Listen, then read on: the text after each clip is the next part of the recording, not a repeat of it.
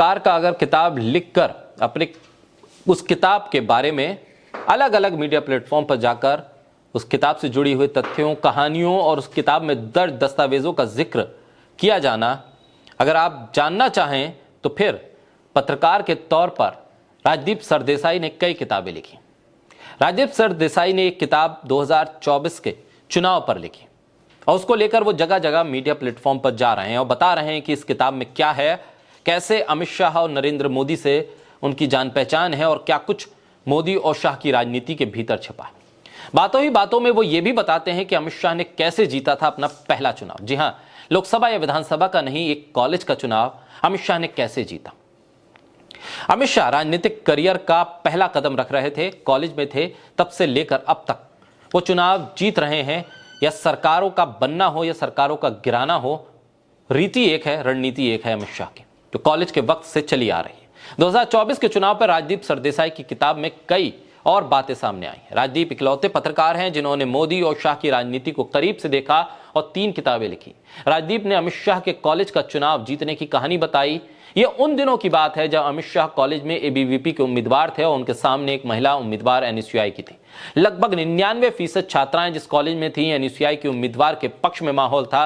अमित शाह को अपनी हार सामने दिख रही थी तो उन्होंने अपने दोस्तों के साथ मिलकर ठीक चुनाव से एक दिन पहले लगभग एक भ्रम फैलाया कि चुनाव वाले दिन कॉलेज में बहुत बड़ी गड़बड़ हो सकती है, लॉ एंड ऑर्डर बिगड़ सकता है, इसलिए छात्राएं सुरक्षित नहीं रहेंगी। उन्होंने ये बात छात्राओं के परिजनों तक पहुंचाई। इससे अधिकांश छात्राएं कॉलेज नहीं पहुंची। चुनाव वाले दिन वोट नहीं डाला या परिजनों ने आने नहीं दिया और फिर क्या हुआ, अमित शाह जीत गए। अमित शाह ने पहला कॉलेज इलेक्शन जीता और यह रणनीति बनाई और तब से लेकर आज तक यही रणनीति शायद आपको रामपुर उपचुनाव में भी नजर आएगी और संभल के चुनाव में भी नजर आएगी कि आप डरा दीजिए, आप भ्रम फैला दीजिए, लोग पोलिंग बूथ तक पहुंचेंगे नहीं और वो जीत जाएगा जिसकी उम्मीद आप कर नहीं सकते। राजदीप ने अपनी किताब 2014 the election that change India में लिखा है कि उस शाम जब नरेंद्र मोदी का उन्होंने इंटरव्यू लिया और नरेंद्र मोदी इंटरव्यू देने के लिए तैयार हो गए और इंटरव्यू के बाद जब न्यूज रूम पहुंची थी उनकी टीम तो टेप खराब हो गया। 2002 के मार्च के पहले हफ्ते की बात है जब गोधरा कांड के बाद पूरा गुजरात जल रहा था।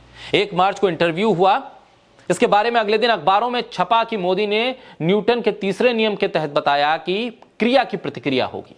गांधीनगर से लेकर दिल्ली तक कोहराम मच गया। अगले दिन 2 मार्च को मोदी ने एक प्रेस कॉन्फ्रेंस कर सफाई दी। कवर करने एनडीटीवी के पत्रकार राजदीप गांधीनगर पहुंचे थे और उन्होंने इसका जिक्र अपनी किताब में कहा। उन्होंने बताया कि जब टेप खराब हो गया फिर नरेंद्र मोदी को बताया गया कि साहब टेप खराब हो गया। नरेंद्र मोदी दोबारा दफ्तर से राजदीप सरदेसाई के फोन पर भागे भागे स्टूडियो पहुंचे और फिर उन्होंने डिनर के बाद इंटरव्यू रिकॉर्ड करवाया। तो राजदीप की दोस्ती नरेंद्र मोदी से, अमित शाह से कितनी है, क्या है, और किताबों के जरिए उन्होंने बताने की कोशिश भी की है और यह भी बताया है कि कैसे रणनीति अमित शाह की कॉलेज के वक्त से जो चली आ रही है वो चुनाव में आज भी दिखती है। अगर पोलिंग बूथ तक मतदाता ना पहुंचे और बूथ पर वोट पड़े ना तो फिर आपके साथ कितना भी अपार समर्थन होने दीजिए, आप चुनाव नहीं जीत सकते। आप याद कीजिए अमित शाह के उस कॉलेज के रणनीति को और याद कीजिए देश में पड़ने वाले इन दिनों चुनावों और उसके बाद जो स्थिति बनती है उसमें आप रामपुर को भी गिन सकते हैं, आप मीरापुर को भी गिन सकते हैं, आप गिन सकते हैं कि कैसे संभल में चुनाव हुआ, आप गिन सकते हैं कैसे मुस्लिम बहुल इलाकों में मतदान होता है और मतदान से पहले कैसे वोटर आईडी को चेक किया जाता है, कैसे पोलिंग बूथ से पहले बैरिकेड किए जाते हैं और मतदाताओं को पोलिंग बूथ तक पहुंचने न दिया जाए इसकी व्यवस्था की जाती है। रणनीति किसकी है, अमल कौन कर रहा है और चुनाव कौन जीत रहा है। बहरहाल राजनीति के हर पहलुओं को किताबों में दर्ज करने के बाद वो कहानियां और किस्से अमर हो जाते हैं, लेकिन ये बात साफ हो जाती है कि राजनीति में हर कोई व्यक्ति अपनी रणनीति और अपनी सोच के जरिए आगे बढ़ने की कोशिश करता है, लेकिन लोकतंत्र में सबका समान अधिकार है वोट देने का और वोट देने से रोककर अगर आप चुनाव जीत भी जाते हैं तो ये लोकतंत्र की बड़ी हार होती है।